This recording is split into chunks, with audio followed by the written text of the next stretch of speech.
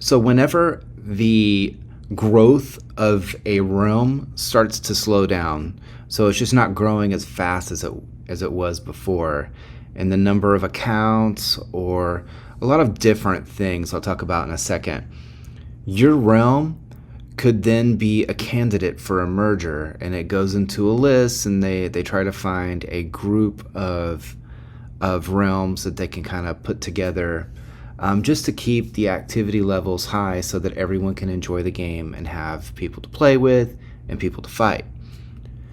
Again, it could be for a variety of reasons. It could be that the realm is struggling a lot in cross-realm events.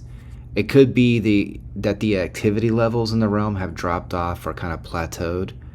It could be that the number of alliances that are active has actually gone down.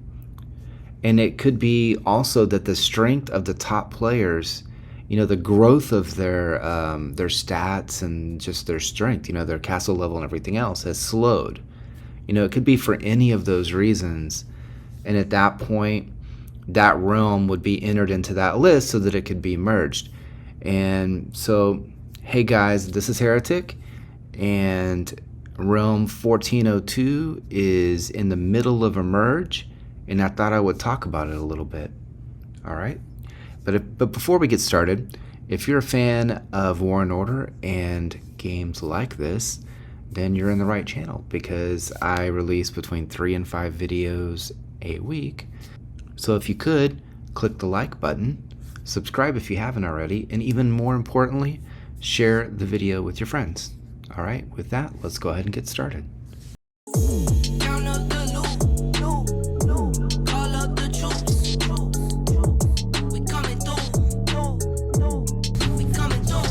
So one of the things that's new with War and Order is that newer realms tend to get merged a lot sooner than what experienced players actually experienced with their previous realms. This is a new thing that is happening with War and Order, where that they're actually merging realms a lot quicker than they did in the past.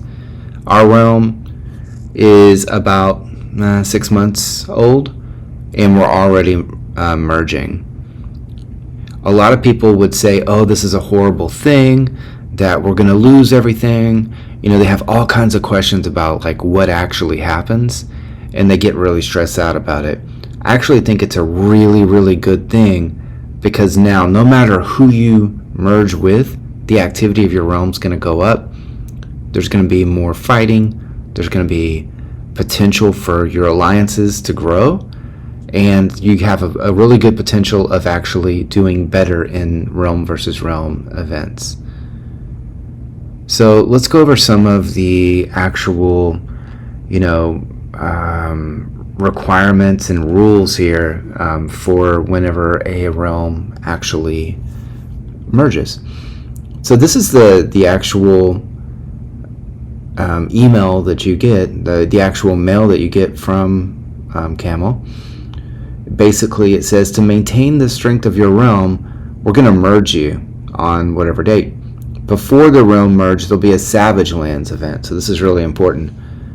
Between, and it'll have the time, and it'll have the actual realms that are going to be in the merge. The realm that ranks number 1 in the realm ranking at the end of the event will be the number. Like, everybody's merging to basically think of it as a new realm.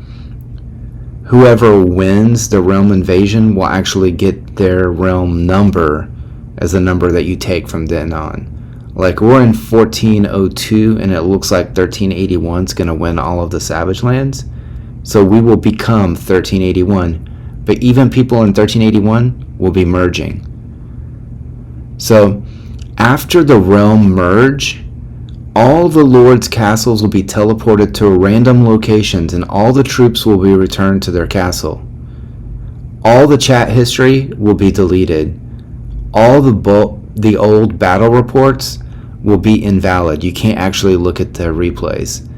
World coordinates that you've recorded in your book will be gone.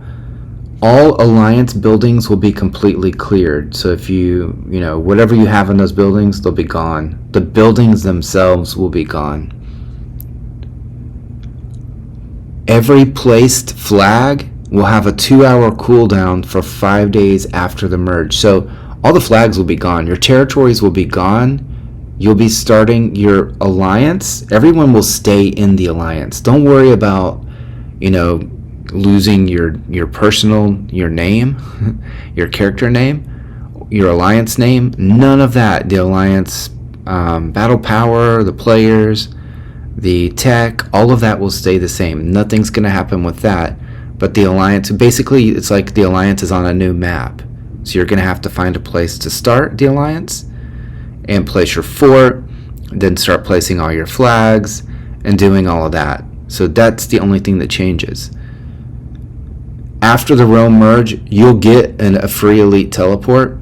You can change your name at that point if you want, but you can kind of port over together and start your hive again. Alright, so it goes on to talk about Savage Lands. Savage Lands works the same way as it always has, but the only difference is here that the realm that comes out on top gets their number for the actual realm number. So it's the same as it's always worked. So I'm getting tons of questions right now. Like I said, you don't have to worry about your gems, your resources, your farms, all of that. They'll stay the same. They'll just be randomly teleported. The hives will be gone. Your farm hives will be gone. Everybody will be randomly teleported somewhere, right? You'll just appear on the map in a random place, and you'll have to use your free teleport to get to where you're going. So what typically happens is, once you get this mail, you're given a little bit over a week to coordinate. So immediately reach out to those other realms and work together to figure out exactly where each of the alliances or where each of the realms are actually going to be able to teleport on the map. So you can kind of divide things up. Work things out, like how you're going to handle Crown. Is it just going to be Total War?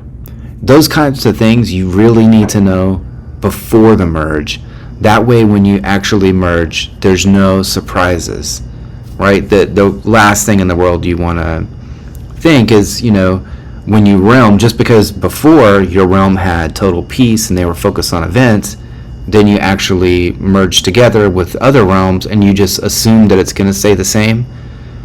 Don't assume anything. You need to go out and actually work to discuss things with the other realms, with all the leaders of those alliances, of those big alliances in the other realms, so that you can work something out together on how it's actually going to be once you do merge. You're looking at a lot of good times. This is not a bad thing at all. Alright, so with that, let me know in the comments of this video how your merges went. If things went poorly, they went well. If you went to fighting the other realms, or if you kind of worked together for a common purpose, kind of what happened after the merge. Let me know. All right, take care.